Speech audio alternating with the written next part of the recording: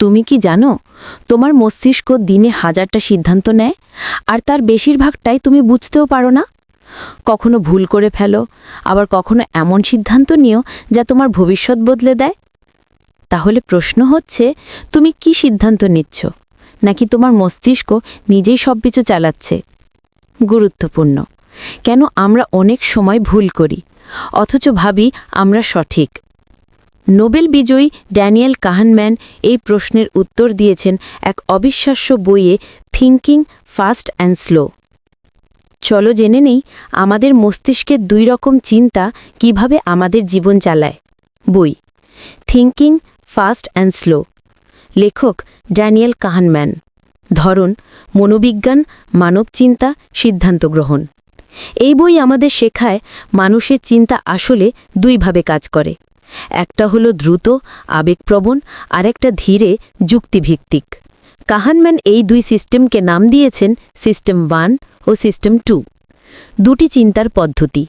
আমাদের মস্তিষ্কের ভেতরে কাজ করে দুইজন চিন্তাবিদ, সিস্টেম 1 আর সিস্টেম 2। সিস্টেম 1 হলো দ্রুত চিন্তার মাস্টার। এটা অনুভূতি ও অভ্যাসের উপর ভিত্তি করে কাজ করে। যেখানে তুমি দ্রুত প্রতিক্রিয়া দাও, হাসি, রাগ, ভয়, ভালো লাগা।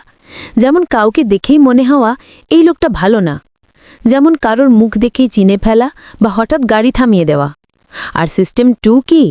এটা ধীর, যুক্তি নির্ভর ও বিশ্লেষণধর্মী চিন্তা, যেমন কঠিন অঙ্ক করা বা ভবিষ্যতের পরিকল্পনা করা। ড্যানিয়েল কাহনম্যান বলেন, আমাদের বেশিরভাগ ভুল সিস্টেম 1 থেকেই আসে, কারণ এটা তাড়াহুড়ো করে সিদ্ধান্ত নেয়। মানসিক শর্টকাট, হিউরিস্টিক্স অ্যান্ড বায়াসেস। দ্রুত সিদ্ধান্ত নিতে আমাদের মস্তিষ্ক শর্টকাট ব্যবহার করে। এগুলোকেই বলা হয় হিউরিস্টিক্স। কিছু উদাহরণ দিই। অ্যাঙ্কারিং এফেক্ট, কোনো সংখ্যা বা তথ্য প্রথমে শুনলে সেটা পরের সিদ্ধান্তে প্রভাব ফেলে। যেমন কোনো দোকানে প্রথমে দাম শুনলে তুমি সেটার আশেপাশেই দরদাম করো। অ্যাভেলেবিলিটি বায়াস, যা সহজে মনে আসে আমরা ভাবি সেটাই বেশি সত্য। যেমন টিভিতে দুর্ঘটনার খবর বেশি দেখলে মনে হয় দুর্ঘটনা খুব সাধারণ। রিপ্রেজেন্টেটিভনেস বায়াস, আমরা মানুষকে দেখে অনুমান করি, চশমা পরেছে মানে সে বুদ্ধিমান, কিন্তু বাস্তবতা অনেক ভিন্ন হতে পারে।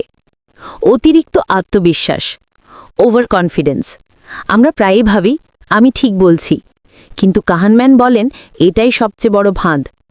আমরা ভবিষ্যৎবাণী করতে পারি না, তবুও মনে করি আমার অভিজ্ঞতা সব জানে। এটাই দ্য ইলিউশন অফ নলেজ। তিনি বলেন, যখন তুমি খুব বেশি আত্মবিশ্বাসী তখনই তোমার সবচেয়ে বড় ভুল করার সম্ভাবনা থাকে। প্রসপেক্ট থিওরি ও সিদ্ধান্ত। এই অংশে কাহনম্যান দেখিয়েছেন মানুষ লাভের চেয়ে ক্ষতি এড়াতে বেশি আগ্রহী। একই 100 টাকা হারানো 100 টাকা জেতার আনন্দের চেয়ে বেশি কষ্ট দেয়। এটাই হলো লস অ্যাভারশন। এছাড়াও তিনি বলেন, তথ্য কিভাবে উপস্থাপন করা হচ্ছে সেটিও সিদ্ধান্তে প্রভাব ফেলে। যেমন 90% মানুষ বাঁচবে শুনলে ভালো লাগে, কিন্তু 10% মানুষ মরবে শুনলে ভয় লাগে, অথচ দুটোই একই তথ্য।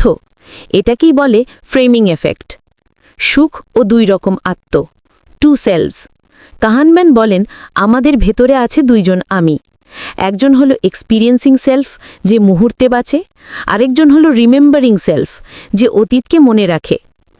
আমরা যখন সুখী জীবন ভাবি তখন রিমেম্বারিং সেলফ কথা বলে, কিন্তু প্রতিদিনের মুহূর্তের সুখ অনুভব করে এক্সপিরিয়েন্সিং সেলফ।